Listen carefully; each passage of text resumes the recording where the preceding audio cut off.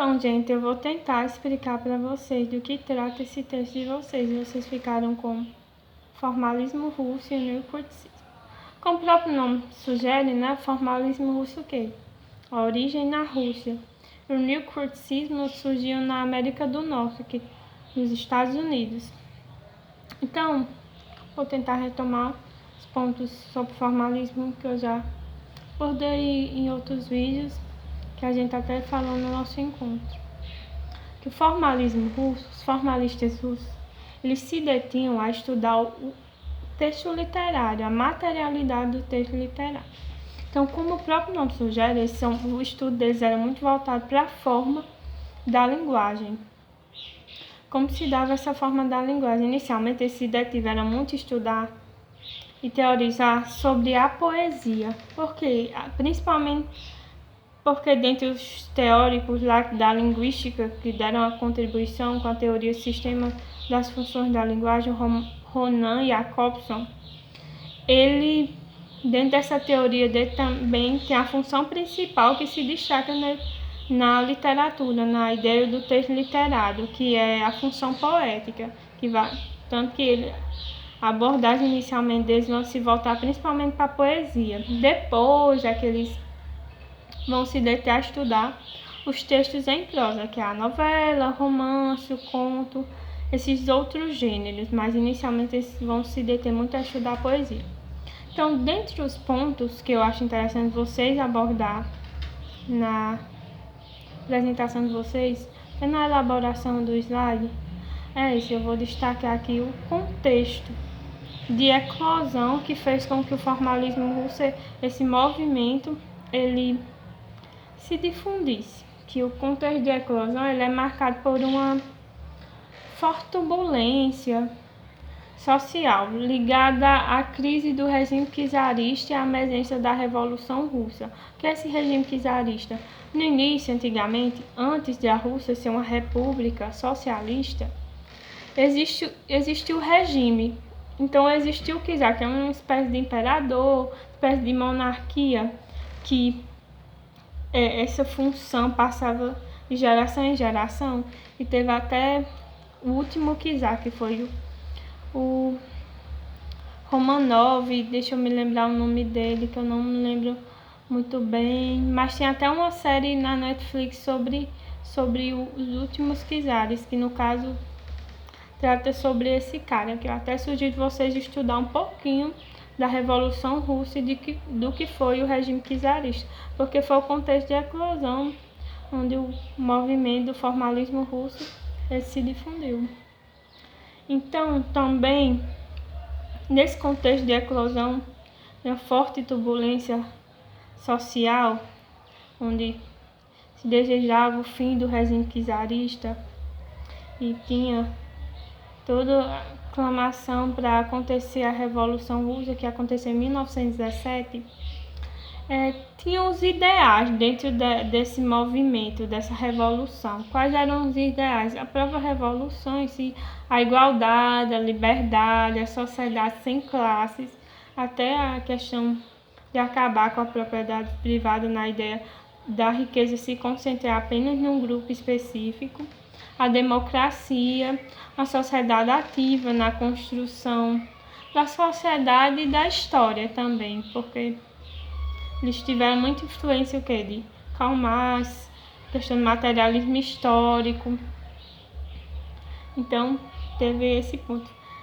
E dentre os principais também, eu acho interessante vocês estudarem sobre a questão do regime czarista, a Revolução Socialista na Rússia, para entender esse contexto de eclosão do formalismo russo, mas abordar principalmente no slide de vocês as duas fases do formalismo russo, que eu até marquei aqui os pontos, que foram a primeira fase, ela é marcada em 1917, quando acontece a Revolução Russa, a 1923, que é esse momento de afirmação agressiva das novas ideias em relação à abordagem científica da literatura diante de uma tradição acadêmica conservadora e resistente. Qual é essa nova abordagem? É justamente se voltar para a materialidade do texto literário, investigar, explicar os procedimentos que fazem com que uma determinada obra, seja considerada literatura. seja considerado um texto literário. Então, é essa abordagem voltada para a forma, para a materialidade do texto literário. Outro ponto também, que é a segunda fase, que vai de 1923, 1925 a 1930, que é um período de uma radicalização dos conflitos entre os partidários, de uma abordagem sociológica da literatura, ideologicamente comprometida com os ideais da Revolução Socialista e com determinados interesses ligados ao exercício do poder pelo Estado. Então, dentre esses formalistas russos, tinham uns que defendiam uma abordagem sociológica. E o que era essa abordagem sociológica? É estudar também os textos literários a partir da construção em sociedade, a partir dessas formações sociais. Entender o texto literário também a partir daí, o que vai de encontro meio com a ideia dos formalistas, porque eles eram muito voltados para estudar apenas a materialidade, tanto que eles eram da linguística, como eu havia falado para vocês. Então eles vão propor meio que um estudo linguístico à literatura, para conferir a objetividade, a ideia de ciência à literatura. Então tem que ter teorias próprias, tem que ter uma abordagem e tem que ter um objeto de estudo, no caso o texto literário e as teorias que eles vão propor. Então, sem ter essas influências extras literárias, que no caso seria a sociologia, a psicologia, a filosofia, dentre outras, que antigamente a crítica literária era muito influenciada por essas outras áreas. Então, eles tinham a preocupação de investigar e de explicar o que era o texto literário, até para conferir essa ideia de ciência à literatura, a partir de investigar e explicar como se davam esses procedimentos, desses artifícios motivados, que até tem no texto de vocês, se eu não me engano, é de Terry Egerton, que fala que os artifícios da linguagem, eles não eram arbitrários. E o que é esses artifícios que não eram arbitrários? Porque o signo linguístico, ele é arbitrário. Eu acho que vocês estudaram. Vocês estudaram linguística, então é para vocês saberem o que é o signo arbitrário. O signo ele é arbitrário no sentido que não tem uma motivação para lápis se chamar lápis, cadeira se chamar cadeira. Porque parte de um acordo de uma comunidade de falantes de uma língua, no nosso caso da língua portuguesa. Então não tem uma motivação para lápis se chamar lápis, para cadeira se chamar cadeira. Ao contrário dos nossos nomes, que tem uma motivação, nossos pais certamente tiveram motivo para colocar os nossos nomes. Então já difere nesse ponto. Enquanto os artifícios motivados seriam as figuras de linguagem, figuras de pensamento, que as figuras de linguagem, metáfora, comparação, a sinestesia, dentre outras que vocês podem até pesquisar. E também vê essa questão da função da linguagem, porque Ronan Jakobson, linguista, que ele criou a teoria do sistema das funções da linguagem, ele que compunha também esse grupo do formalismo russo. Então, ele também vai trazer muito das suas teorias para a investigação desse texto literário. Então, esses formalistas russos, eles tinham princípios, tinham ideia de fazer com que se investigasse e explicasse o que fazia de determinada obra uma obra literária.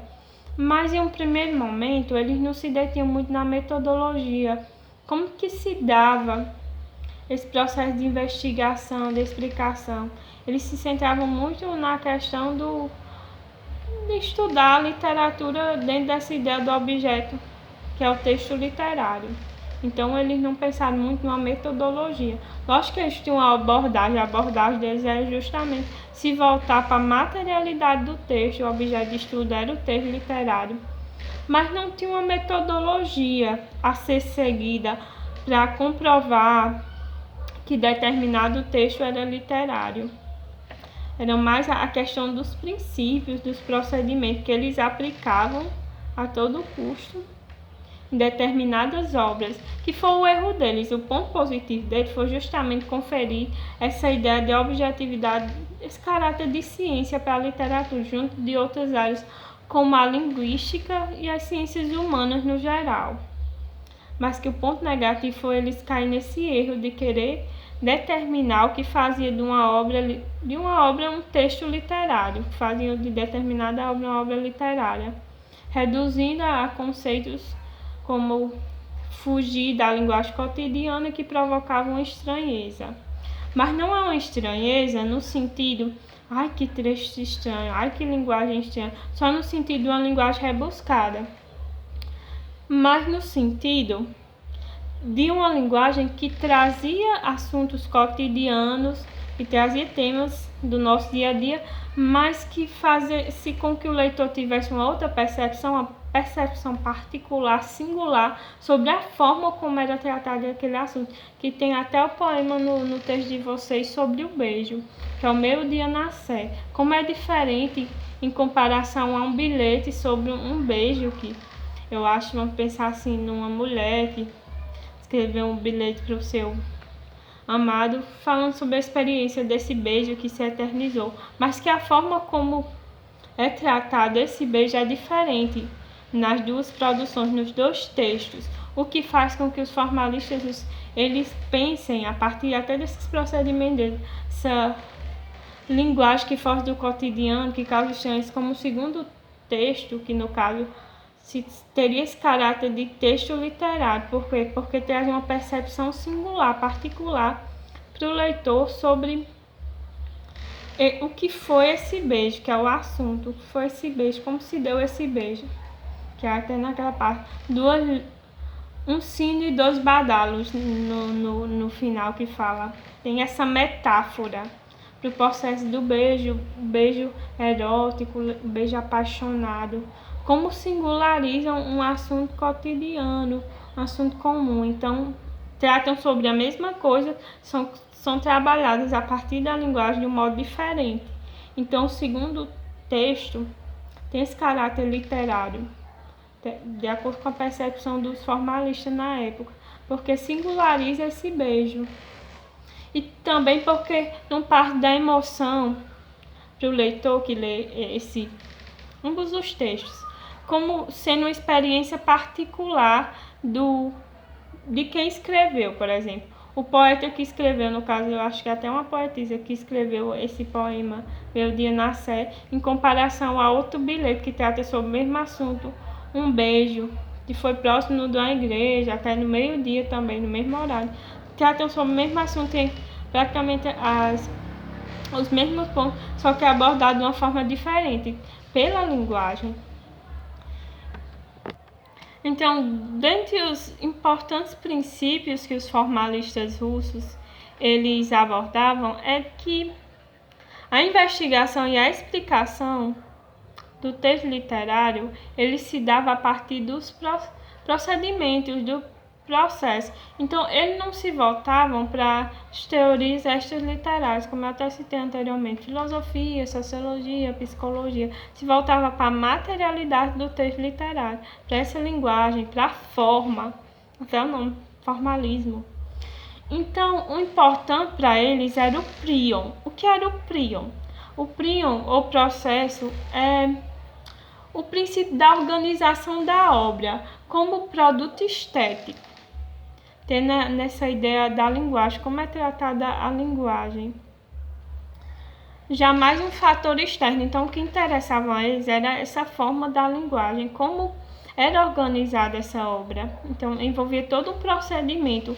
O poeta ou o escritor, ele tinha todo um procedimento para a criação e organização dessa obra, a partir desses temas comuns do cotidiano, que ia conferir um diferencial para essa linguagem e, consequentemente, na abordagem